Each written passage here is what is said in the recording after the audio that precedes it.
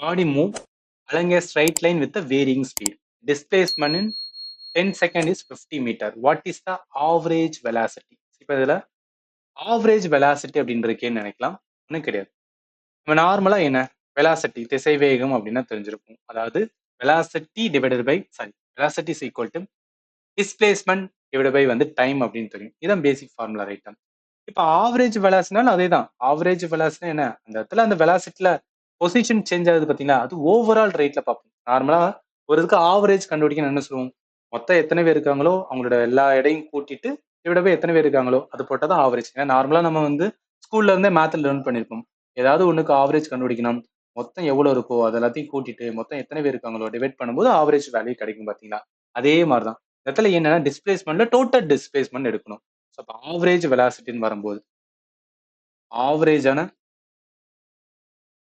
Velocity அப்படின்னு வரும்போது டோட்டலான displacement, டோட்டலான displacement divide by என்ன வரும்னா டோட்டலான டைம் அப்படின்னு வரும்.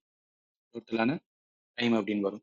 என்ன சொல்லியிருக்கான், டிஸ்பிளேஸ்மெண்ட் எவ்வளவு சொல்றாங்க, 10 செகண்ட் சொல்றாங்க. ஸோ 10 செகண்ட் எவ்வளோவா, சாரி 10 செகண்ட் டைம் தானே. 10 செகண்ட் எவ்வளவு டிஸ்பிளேஸ்னா 50 மீட்டர். அப்போ அடிக்கும்போது என்ன வரும், 5 வரும். 5 மீட்டர் பை செகண்ட் தான் இந்த கொஸ்டினுக்கான ஆன்சர்.